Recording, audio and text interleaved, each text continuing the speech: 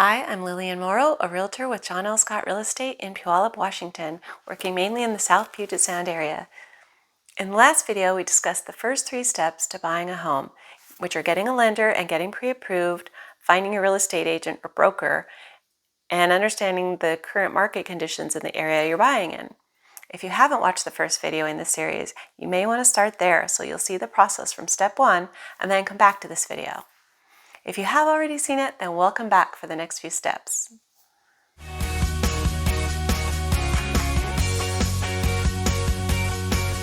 Now we're on to step 4, which is the fun part, house hunting.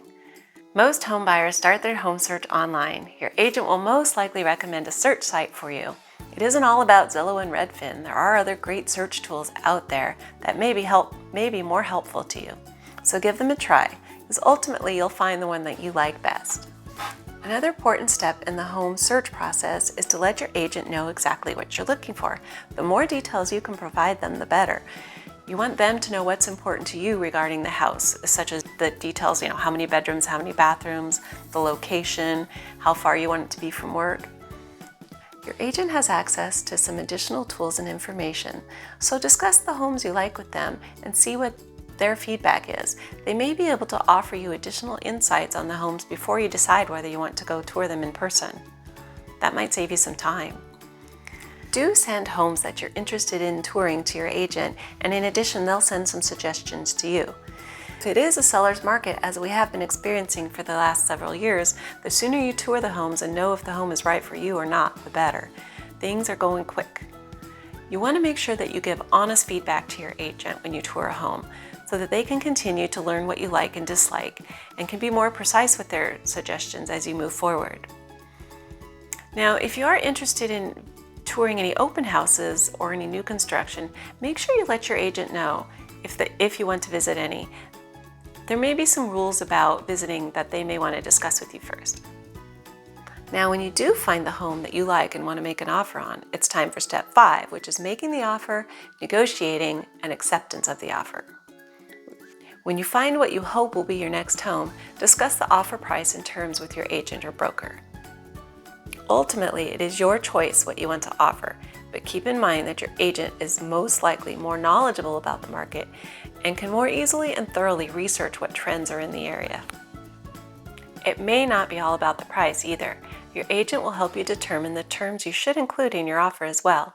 They may be able to call the selling or listing agent and ask them if there are certain terms that the seller is looking for that can help make your offer look more attractive. Your agent can discuss with you how much earnest money deposit you should include and how quickly you will need to provide it. They should also help you understand whether you should request an inspection and how quickly you will need to get it completed. Your agent or broker can also help you understand what closing date you should include in your offer. Sometimes the seller is looking for a quick close, and sometimes they may want to extend it for a specific reason. Do you want the seller to pay closing costs? In a seller's market, when multiple offers may be received, asking for seller closing costs may not be attractive to the seller. However, if you can make the offer attractive in other ways to the seller, or the home has been on the market for a while, or in a buyer's market, it may be something to consider. If your offer is not accepted, try not to be discouraged. In a seller's market, there can be multiple offers on each home. It may take a few offers before you get one accepted. For an offer that isn't accepted, your broker may be able to reach out and find the details of the offer that was accepted, and that may help you make more attractive offers in the future if you know that information. The seller may also send back a counteroffer. If you are offering a price that is below the asking, then they may ask for additional money, or they may request a different closing date or any other terms in the contract. This is where your broker will have conversations with you and work to negotiate the best terms to get you into the home. Once both sides are happy with the offer, the seller will accept it and it's on to the next step. After acceptance, each offer can be a bit different, and the timing of the steps after the offer has been accepted is dependent on the terms included in the offer. Once you have an accepted offer, the next step is commonly number 6, pay your earnest money deposit. When you made your offer, you would have included how much earnest money you were going to include and how many days you had to pay your earnest money. Some definitions of the word earnest are serious and sincere, or resulting from or showing sincere and intense conviction. The point of the earnest money deposit is to show that you are serious about your offer. A seller may look at a higher earnest money deposit as more favorable since the buyer is willing to risk more money. Typically, earnest money is about 1 to 5% of the offer price. How much earnest money you offer will depend on the market conditions and the home, and on how much you want the home. If you choose not to go forward with the transaction at various steps along the way, you should get your earnest money back. However, if you fail to perform as noted within the contract, it is possible that you can lose it. To move forward with the transaction, you will want to ensure that you get your payment in within the deadline agreed upon. After the offer has been accepted, I like to provide my clients with a timeline of when each step is expected to be done and give them reminders as needed. In our current seller's market, it is common for offers to note that the earnest money will be paid within 2 or 3 days of acceptance. So just remember it will be due to the escrow company by the date noted in the contract.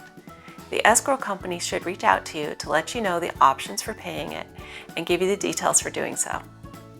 So now we are on to step number 7, which is get your inspections scheduled. Most likely you will have noted that you would want an inspection. A home inspection can be waived by a buyer if you choose to, perhaps to make your offer look more attractive in a multiple offer situation, but it is generally in your best interest to get an inspection to help you understand more about the condition of the home. You want to make sure you know what you're getting into. You may have agreed to have an inspection done quickly as a way to make your offer look more attractive. What this means is if you don't like something about it and you decide not to move forward, then it will go back on the market quickly and the seller isn't losing a lot of time. You can use an inspector of your choice. However, if you aren't familiar with inspectors in your area, your agent can help you find one and get an inspection scheduled. As with lenders, agents don't get any compensation for referring you to a specific inspector, but they do have those that they know, like, and trust. Some of the things an inspector will look at are the roof, the crawl space under the house, and the attic area. They'll also do a general inspection of the electrical, the plumbing, and of the overall home condition. And they'll do a high-level inspection of the heating and cooling systems. Now you may also have a sewer or septic inspection and/or pest and termite inspections. Those may be additional.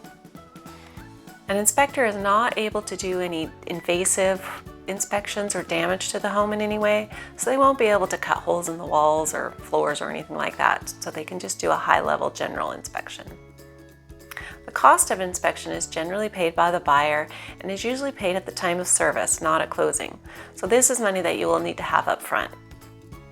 Another option as far as inspections that's sometimes used, if agreed upon by the seller, is a pre-inspection. The buyer could potentially have an inspection done prior to even making an offer on the house, and then when they make the offer, they won't need to ask for an inspection. Keep in mind that you are out of the cost of the money for inspection even if you don't want to make an offer after seeing the results. However, as buying a home is probably the most expensive purchase you'll ever make, if you are out a few $100s to ensure that the home is a solid investment, it should be well worth it. Steps 6 and 7 may happen around the same time depending on the due dates noted in the accepted agreement. Thanks so much for watching part 2 of my home buying process checklist. You are well on your way to understanding the home buying process. Please join me next time for the third and final video in this series where we'll discuss the remaining steps. Don't forget to subscribe if you want to be notified when new videos are released, and just hit the little bell for the reminders. So I'll see you next time.